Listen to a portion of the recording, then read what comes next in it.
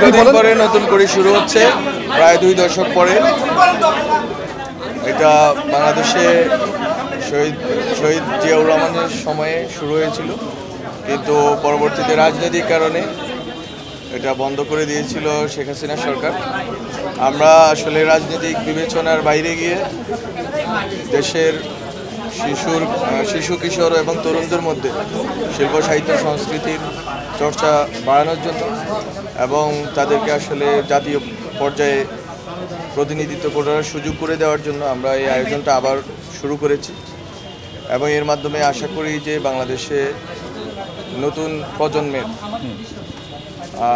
শিল্পী, গায়ক এবং সংস্কৃতিকর্মী তৈরি হবে এবং তারা আসলে বাংলাদেশের জাতি গঠনে ভূমিকা রাখবে। নতুন প্রজন্মের জন্য আমরা যারা জুলাই গণঅভ্যুত্থানে অংশ নিয়েছি এবং যারা এই গণঅভ্যুত্থানে যারা কাজ করেছে, তাদের সবারই আকাঙ্ক্ষা ছিল একটা নতুন বাংলাদেশ।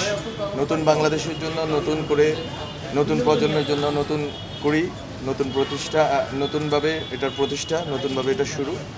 আমরা যেই গান ছিল ওই গানটা আমরা একটু রিমেক করার চেষ্টা করছি এবং আমরা ভাবতেছি যে এটা প্রত্যেক বছর আমরা থিম সং নতুন করে দেব, কিন্তু যে পুরাতন যেই আমরা করি যেটা আছে গান, ওইটা থাকবে, ওইটা একটা ঐতিহ্যের স্মারক হিসেবে থাকবে।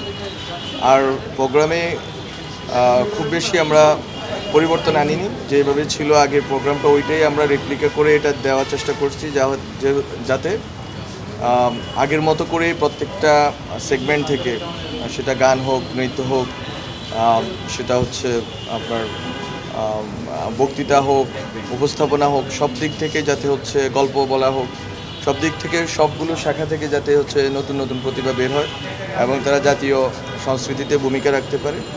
আমাদের যে কালচারাল একটা ভ্যাকুয়াম তৈরি হয়েছে, আপনারা প্রত্যক্ষ করতেছেন দেশে যে গত 15 বছর 16 বছর আওয়ামী লীগ ক্ষমতায় থাকার কারণে এক ধরনের কালচারাল যে ইস্টাবলিশমেন্ট, কালচারাল যে সিস্টেম, এটা একদিকে হেলে পড়েছিল এবং পুরা সরকারি ব্যবস্থাপনায় আসলে এক ধরনের ক্লায়েন্ট প্যাট্রন রিলেশন তৈরি করা হয়েছিল কালচারাল অ্যাক্টিভিস্টদের সাথে, কর্মীদের সাথে, নায়ক, গায়ক, অভিনেত্রীদের সাথে।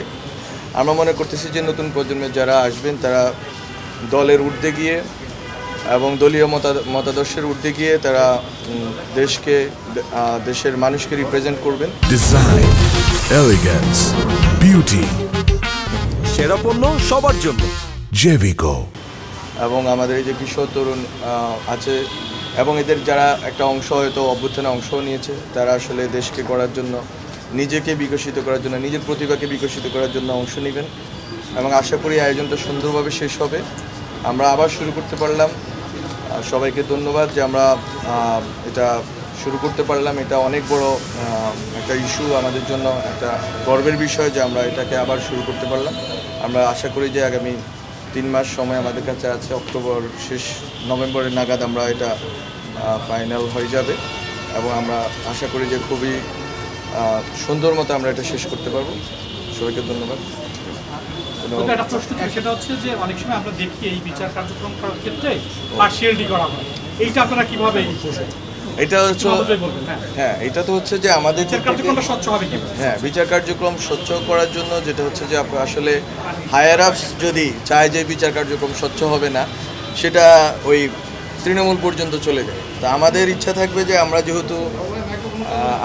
যেহেতু নতুনভাবে দায়িত্ব নিয়েছি, নতুন বাংলাদেশ, নতুন সরকার, আমাদের এরকম কোনো স্পেসিফিক ব্যক্তিগত কোনো আগ্রহ নাই যে কে আসবে, কে কীভাবে আসবে, বরং আমরা চাই যে স্বচ্ছ প্রক্রিয়া একেবারে তৃণমূল থেকে, নট যে উপরে এসে বরং একটা বিভাজন দেওয়া হয়েছে নম্বর প্রক্রিয়া। এবং আমরা মনে করি যে আমরা কিছু নাম্বার প্রক্রিয়া বিভাজন করা হয়েছে এবং আরও কিছু ব্যবস্থা নেওয়া হয়েছে যাতে একেবারে যখন নিচ থেকে চলে আসবে, স্থানীয় পর্যায় থেকে আসবে, তখন থেকে যাতে এটা একটা নিরপেক্ষতা রাখা যায়। এবং যেহেতু আমাদের কোনো অন্য কোনো মোটিভ নেই কাউকে তোলা, কাউকে সরানো, আমাদের ইচ্ছা হচ্ছে যেই মেরিটোরিয়াস, যেই প্রতিভা দেখাবে, যেই ভালো, যাকে ন্যাশনালি রিপ্রেজেন্ট করা দরকার তাকেই আমরা নিয়ে আসবো, কারণ এরা আমাদের জাতিকে প্রতিনিধিত্ব করবে। এখানে আমি মনে করি যে নিরপেক্ষতার বাইরে কোনো যদি কোনো সুযোগ কেউ নিতে চায় তাকেও আমরা ব্যবস্থা গ্রহণ করব। মোহাম্মদ ভাই, এর আগে যখন নতুন করে হয়েছে সেই প্রতিভাগুলো কিন্তু আমাদের সেই বিভিন্ন Yes. জায়গায় ভূমিকা রেখেছে, কিন্তু এক সাংস্কৃতিক শূন্যতা তৈরি হয়েছে। আমরা দেখেছি যে বিশেষ করে এর আগে যারা হয়েছিল তারা আমাদের টেলিভিশন, রেডিও এবং চলচ্চিত্র সব জায়গায় কিন্তু তাদের বিস্তার আমরা দেখেছি, কিন্তু আমরা এই যে সেক্টরগুলোর নাম বললাম সবগুলো আপনার অধীনে, সেগুলো কিন্তু এক শূন্যতা। এবং শুধু রাজনৈতিক হিংসার কারণেই কিন্তু আমরা দেখি যে কবিরপুর সিটি, যে ফিল্ম সিটি, সেটা বন্ধ করে দিচ্ছে, এখানে জিয়া রহমানের নাম ছিল, তেমনি জিয়া উদ্যান আমাদের যেটা জিয়া শিশু পার্ক, সেটাও তো বন্ধ করে দিয়েছে। এই যে বন্ধ করে দেয়, সেগুলো কীভাবে আপনি নতুন করে সেখানে? কবিরপুরে তো আমরা ফিল্ম সিটিটা আবার শুরু করে দিয়েছি এবং ওইটা কার্যক্রম চলতেছে। এখন যেটা হচ্ছে যে সরকারের আমাদের মন্ত্রণালয়ে আসলে ওইভাবে যে বাজেটারি অ্যালোকেশন আছে ওখানে আসলে সুযোগ নেই। আমাদের একটা প্রকল্প আছে, প্রকল্প যদি আমরা বাস্তবায়ন করে যেতে পারি, আমরা একটা প্রস্তাব দিচ্ছি যে যাতে এটা পিপিপির আন্ডারে এনে 104 একর জমি, এই সময়টা এই বড় জায়গাটা যাতে আমরা একটা ফিল্ম সিটি আকারে এটাকে দাঁড় করাতে পারি। তো এটা আসলে জিয়াউর রহমান সাহেবের নাম বদল করা হয়েছে, এটা তো আমরা আশা করি না বাংলাদেশে। যিনি যার যেই সম্মানের যোগ্য তাকে সে সম্মান দিতে হবে এবং উনি অবশ্যই বাংলাদেশে একটা গুণগত পরিবর্তনের কারিগর।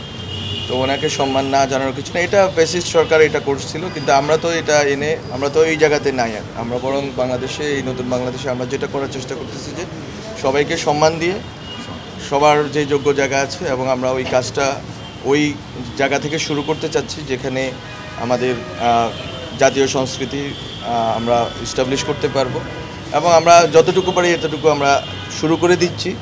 পরবর্তী নির্বাচিত সরকারের এসে আমরা মনে করি যে এই কাজগুলো আবার এগিয়ে নিয়ে যাবে, বন্ধ হবে না কাজগুলো।